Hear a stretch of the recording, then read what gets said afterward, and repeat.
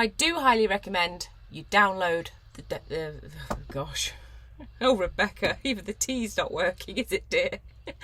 I recommend you download the document from Carolyn's website. Huzzah, we got there. Let's begin.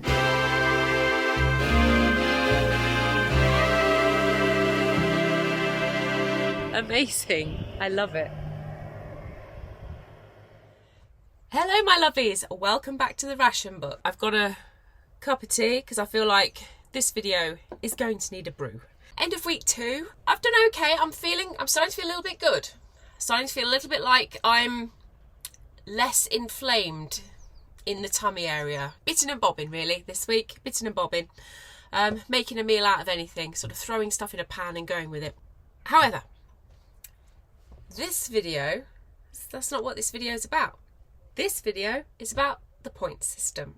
Feel free to leave anything in the comments below, especially your stories, your memories or your anecdotes or whatever. I really love reading those, and I know that you guys love reading each other's stories too. So definitely, get sharing. I love reading them. My main source for this video is going to be a Ministry of Food document, and it is the Ministry of Food, Our Food Today, number 1, Rationing in the United Kingdom, which lists all the rationing, the points of various things up to about 1950. It was the 30th of November, everyone was sat around the wireless, and the government broke the news that there was going to be a point system coming in tomorrow, which would have been Monday the 1st of December 1941. A few reasons for that. The first source that I'm going to refer to outside of the booklet is Sucking Eggs by Patricia Nicol. Within this book she refers to Lord Woolton's own book a bit. And this is one of those times. So it says, there were constant demands that more and more commodities should be rationed. People who found that their neighbours had occasionally been able to get tinned salmon or sardines, various tinned meat or dried fruit, demanded that the Ministry of Food should ration all of these things. They did not realise the impossibility of this task. It is only possible to ration if there are sufficient supplies for everybody to have some, and this multitude of different articles that indeed made life tolerable for people were all in such short supply that it would have been impossible for everybody to get even the smallest quantity. Small consignments of them had sometimes been put into a little space that happened to be available when a ship was being loaded, and they were all very useful, but on the whole they produced more irritation than pleasure. I was determined that we would not ration unless we could ration successfully. On this issue I was not prepared to risk public confidence in the coupons for essential foods. The whole system depended upon the success of the first 2 months, and on this I took no risks. For several weeks before it came into operation, I reduced the public supply of nearly all these extras. Meanwhile, the shopkeepers built up heavy stocks of nearly all of them, on the strict understanding that they were not for sale until released by order from the ministry. With great patriotism, they legitimately kept these goods under the counter. When I announced the scheme, I assured the public that it would work, and that the next day they would be able to get these goods in the shops. Thus, when they went to test the Points Rationing Scheme, they not only found that the goods were there, but they had the agreeable task of deciding how much luxury, in terms of points, they wanted. Salmon, sardines, dried fruit, tinned meat, golden syrup, etc. For the women, it became shopping, instead of collecting the rations, and this gave them a little pleasure in their harassed lives and an exercise in their natural skill. Gosh. We're back to the 1950s book all over again. Oh dear me. Oh lordy. Good old Walter. In a nutshell, the poor people thoroughly enjoyed the scheme because up to that point, the rich people had just been buying whatever was available because they could. But now it was fair share for all. So the next book that I'm going to refer to is Juliet Gardiner's Wartime. And in this, she writes, at the beginning of December 1941, the points system was introduced, initially restricted to tinned fish, tinned meat and tinned beans, and its popularity meant it soon spread to many other foodstuffs. Its introduction was helped by the influx of US tinned meats, such delicacies as spam, that were coming into the country under the newly agreed Lend-Lease. Everyone received a number of points, or coupons, for most of the war, around 20 per 4 weeks, which could be spent anywhere on any item of choice, though there was never any guarantee of a fixed quantity of a specific commodity. The only guarantee was that all points could be spent on something. Now, the first point to note is that the points scheme started on tinned items, and it was not so much the food inside the items, it was the metal, it was the tin, because it was in such short supply. That is why the points came into being. It was the metal. And if you think about what's happening in the US and the aluminium and things, as the scheme started to work, people were like, oh, okay.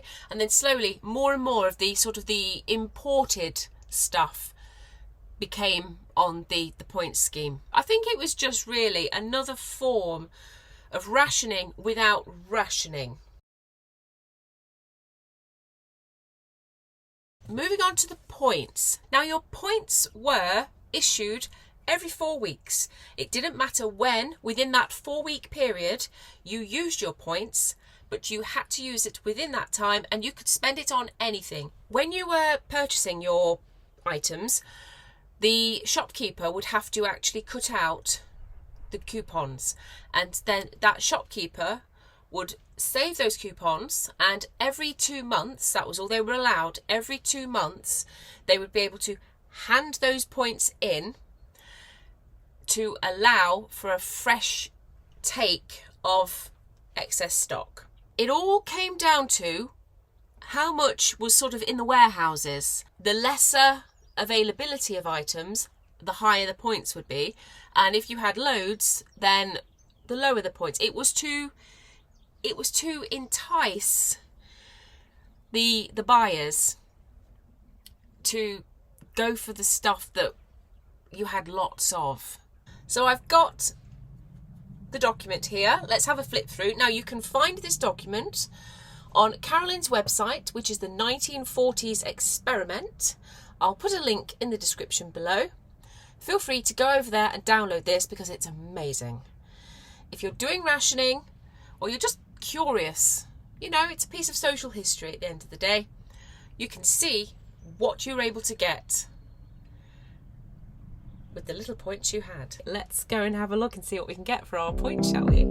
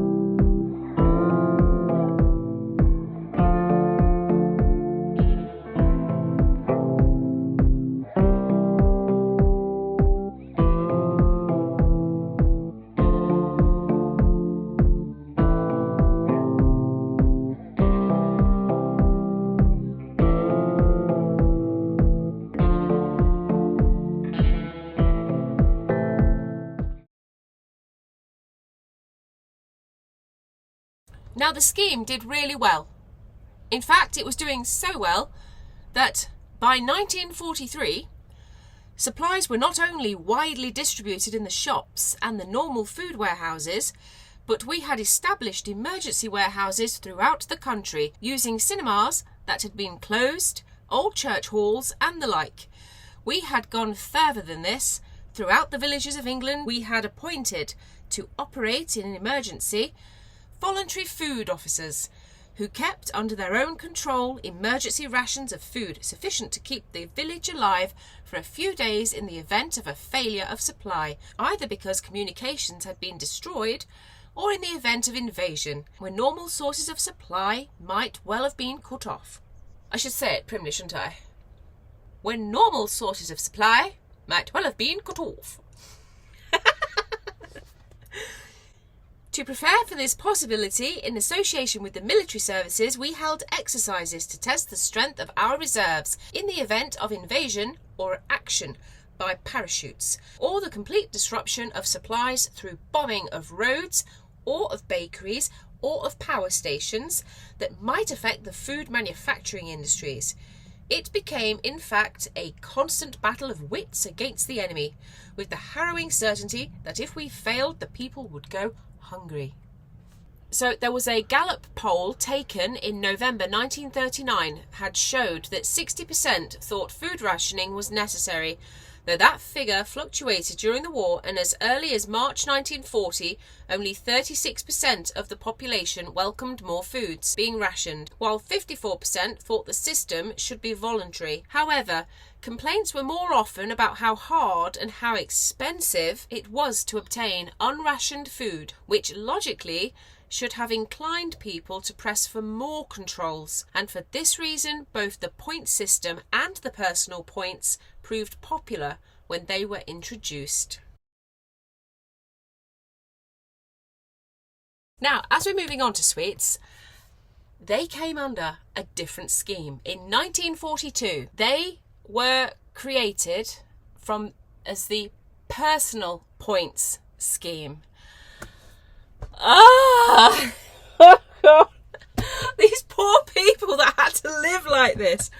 So, this scheme covered chocolates and sweets only, and its operation, as far as the consumer was concerned, was similar to that of the point scheme. So it's not taking points from your allowance. It's a different scheme. I was getting myself confused with this because I was thinking, gosh, is it going to cost me points to buy sweets or chocolate? I thought, it's really not going to leave you with a lot. I mean, you would have to make sure you ended up with just, your protein stuff first, your lentils, your beans, your pulses, whatever else you could find. You've got to get food first. But then, have you got to live a life without chocolate? No! No!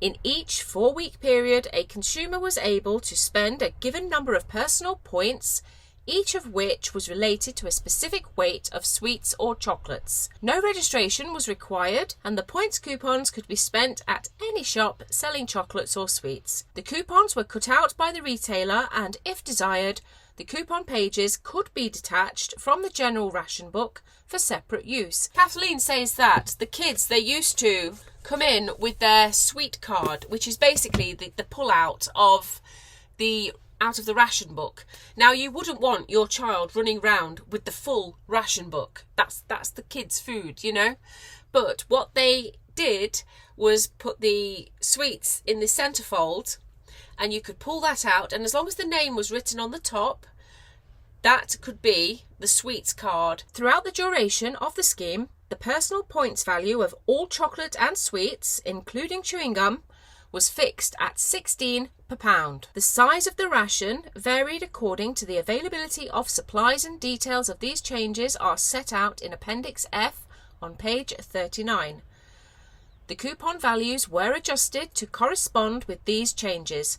Special arrangements were made to enable retailers to dispose of substandard sweets. In Kathleen's diary, wholesalers were telling her that they had a colossal amount of sweets that just weren't selling because they weren't particularly favourite and they were coming up to short shelf life date. So in those kind of circumstances, the government, in their wisdom, would bump up the availability of the sweets you were allowed, but restrict the supply of the half-decent sweets and make sure that these short-dated sweets were gotten out of the warehouse. So yes, you were allowed more sweets because the sweets went up and down the amount you were allowed, but as a general rule from about 1942 onwards it was 12 ounces. I know it's all complicated and it all sounds really complicated, doesn't it? I mean, could you imagine? But it meant that sweets that were short dated or were not that popular, that they got eaten. They were used up. Waste not, want not. With all that, I think I've covered everything. If I haven't, I do apologise. You know my mind, it goes everywhere. If there's anything you want a bit more of a explanation on, then please do comment. Thank you very much for joining me, and I'll see you again next time. Love you loads. Bye.